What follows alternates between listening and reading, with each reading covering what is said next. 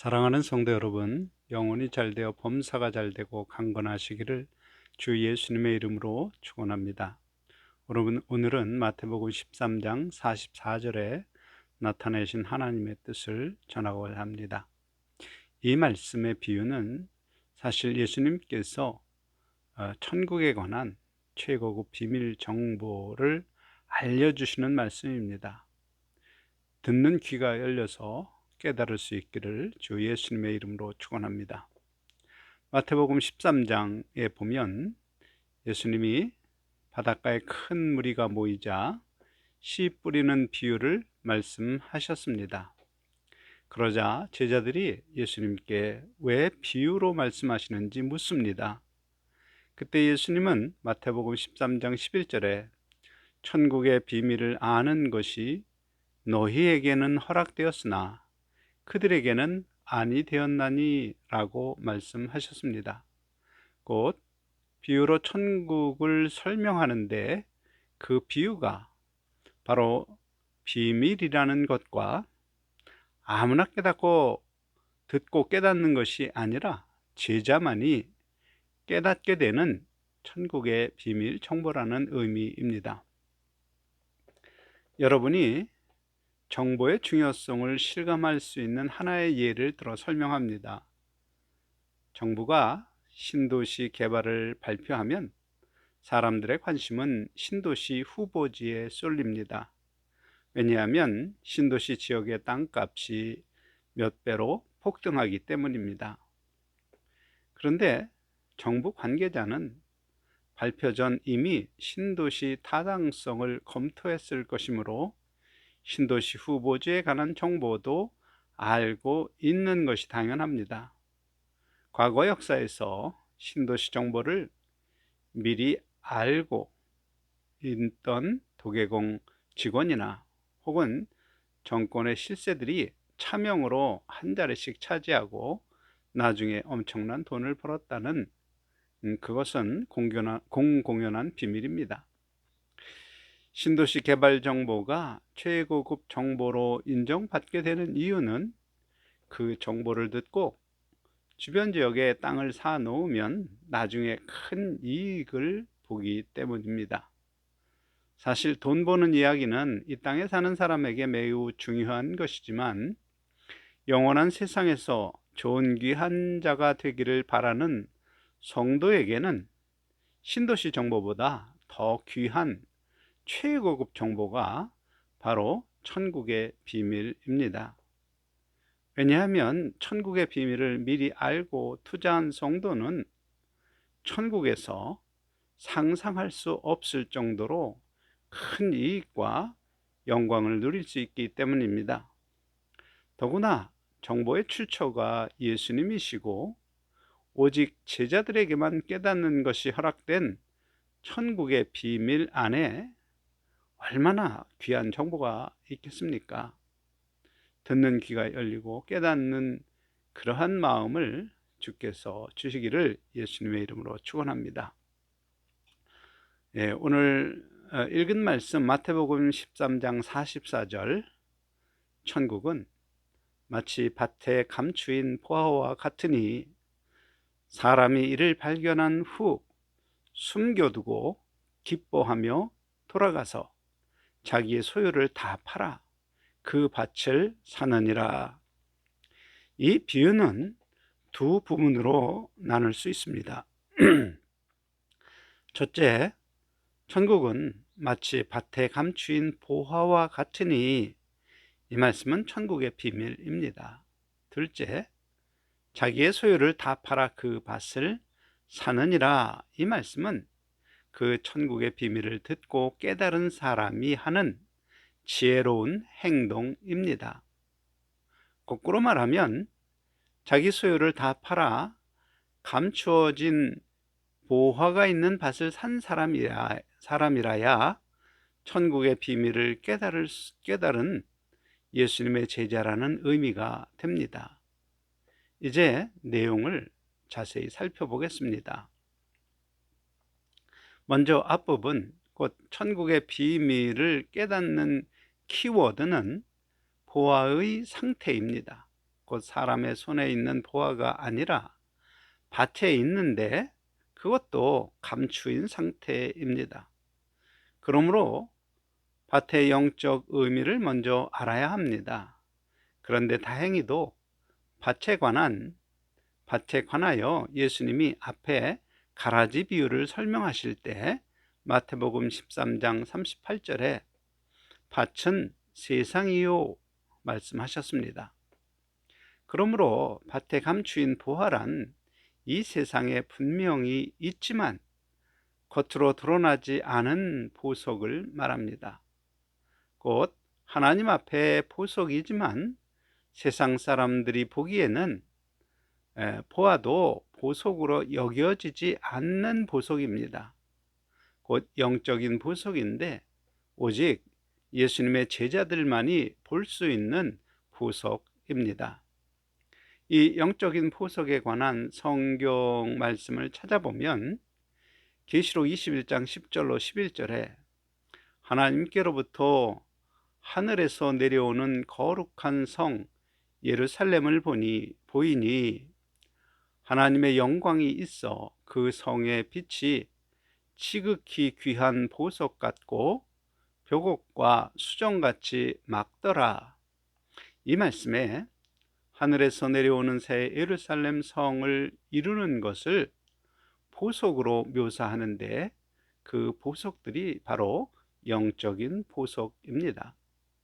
그러므로 이를 발견한 후라는 말씀은 밭에 감추인 보석, 곧 성경에 기록된 하늘에서 내려오는 새 예루살렘 성이 무엇이고 그 새 예루살렘 성의 가치를 깨닫는 순간입니다.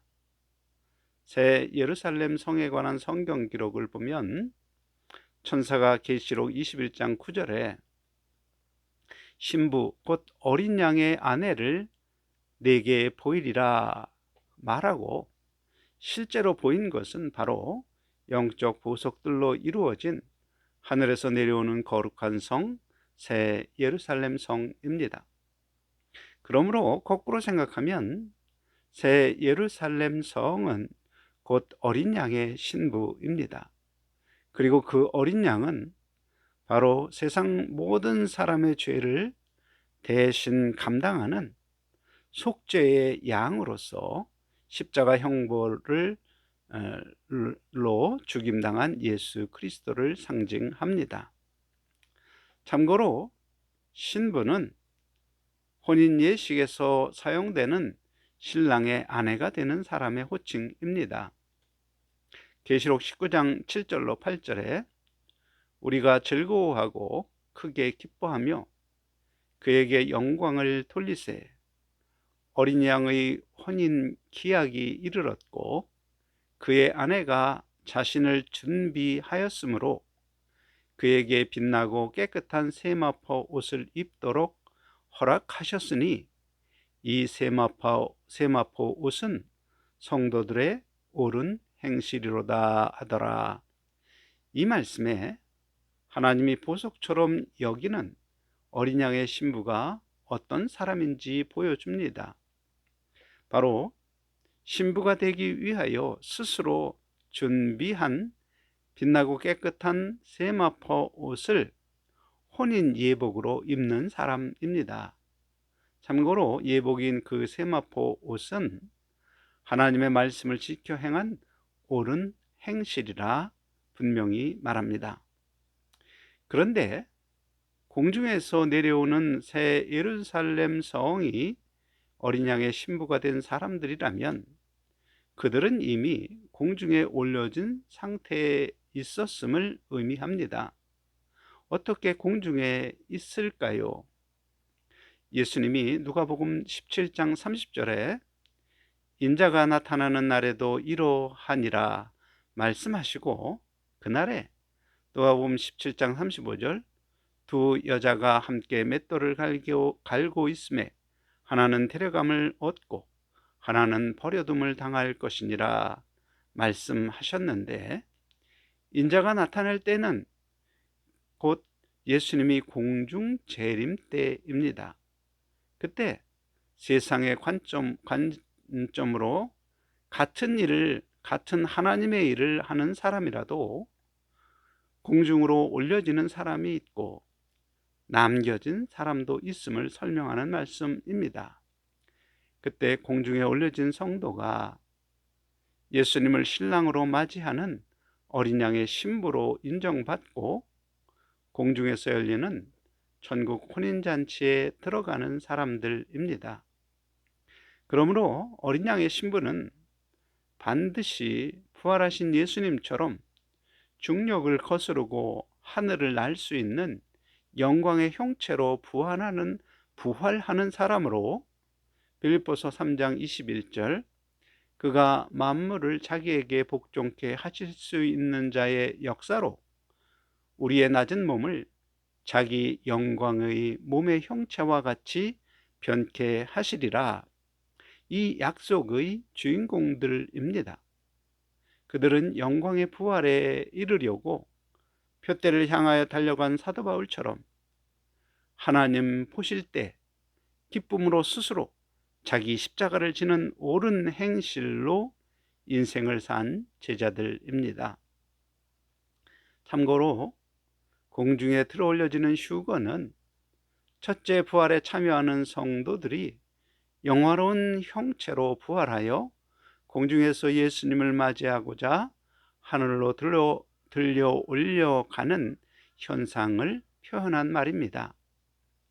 그러므로 새 예루살렘 성은 예수님이 입으신 영광의 몸과 같은 형체로 부활과 동시에 휴거하여 공중에서 예수님을 신랑으로 맞이하는 성도들이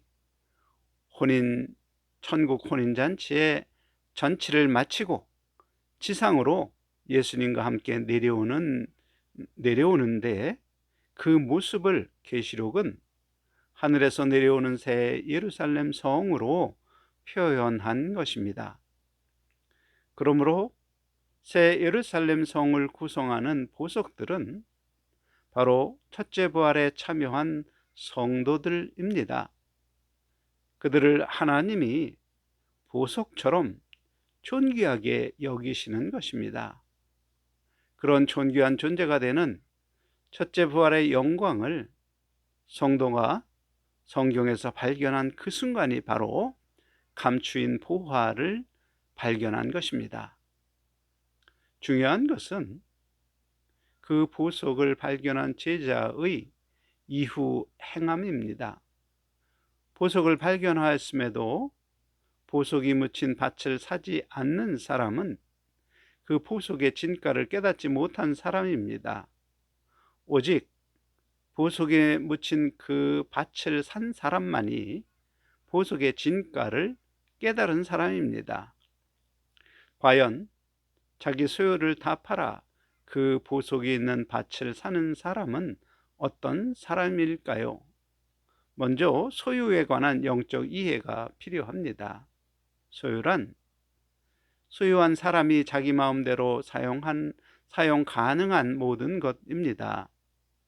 바로 내가 내 마음대로 사용 가능한 나의 시간, 나의 재능, 나의 재물, 그런 것은 나의 소유입니다.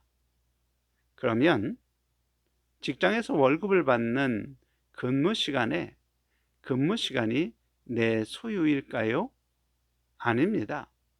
근무 시간은 직장 일에 충실해야 하는 시간입니다.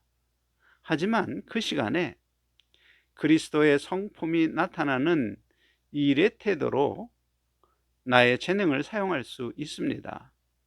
그러므로 직장에서 근무 시간에 성경 공부나 전도 집회와 같은 것을 하는 것은 잘못된 것입니다. 그러므로 늘 하나님께 기도하여 지혜를 얻고 그 지혜를 따라 내가 자유롭게 쓸 수 있는 시간이나 재능이나 재물을 영광의 부활로 갚아주시겠다 약속한 그 예수님의 약속을 믿고 그 약속의 조건의 말씀을 지켜 행하는데 사용하는 사람이 바로 밭에 감추인 보화의 진가를 깨닫고 그 밭을 산 사람입니다. 다른 표현으로 계시록 20장 4절, 또 내가 보니 예수를 증언함과 하나님의 말씀 때문에 목배임을 당한 자들의 영혼들과 또 짐승과 그 우상에게 경배하지 아니하고 그들의 이마와 손에 그의 표를 받지 아니한 자들이 살아서 그리스도와 더불어 1000년 동안 왕노릇하니, 이 말씀에 기록된 그리스도와 함께 왕노릇할 첫째 부활에 들어갈 사람이 되기 위하여 이 땅에서 예수님의 증인으로 사는 사람들, 또한 말씀을 전하며 가르치되 육신의 정욕이 죽는 본을 보이는 사람들, 이 세상의 어떤 것도 하나님 말씀보다 더 귀중히 여기지 않고 하나님 말씀 중심의 옳은 행실을 하는 사람들입니다. 한편 예수님께서 부자 청년에게 하신 말씀, 마태복음 19장 21절, 네가 온전하고자 할진대 가서 네 소유를 팔아 가난한 자들에게 주라. 그리하면 하늘에서 보화가 네게 있으리라. 이 말씀이 바로 소유를 팔아 네 이웃을 내 몸같이 사랑하라는 말씀을 지키는 옳은 행실로 보화가 묻힌 밭을 사는 제자의 길을 보여 가르친 것입니다. 또한 중요한 것이 있는데, 숨겨두고 기뻐하며입니다. 이 말씀은 보석에 있는 밭을 샀지만 그 보석을 사람들이 볼 수 있도록 밖으로 꺼내지 않은 상태에서 기뻐한다는 의미입니다. 바로 마태복음 6장 3절, 너는 구제할 때에 오른손이 하는 것을 왼손이 모르게 하여, 이 말씀을 성령께서 생각나게 하실 때 은밀하게 함으로 세상 사람들이 알아주지 않아도 영광의 부활을 미리 맛보는 기쁨으로 실천하는 옳은 행실을 하는 것이 바로 보석을 숨겨두고 기뻐하는 것입니다. 곧 그 숨겨둔 보석으로 인하여 장차 주 예수님의 혼인잔치에 신부로 인정받는 내가 입게 될 빛나고 깨끗한 세마포 예복을 생각하며 기뻐하는 것입니다. 그러므로 소유를 팔아 보화가 묻힌 밭을 사는 행위는 내가 이 세상에 사는 동안 내 뜻대로 사용 가능한 재능이나 시간이나 지위나 능력, 재물 등등 이 땅에서 소유한 모든 것을 말씀을 지켜 행하는 옳은 행실을 위하여 사용하는 것을 의미합니다.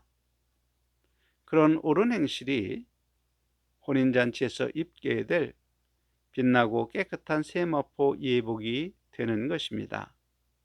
혹시라도 자기의 소유를 다 팔아 그 밭을 샀느니라는 이 말씀을 오해하여 자기의 전 재산을 다 팔아 교회에 갖다 바치는 그런 어리석은 사람이 없기 바랍니다.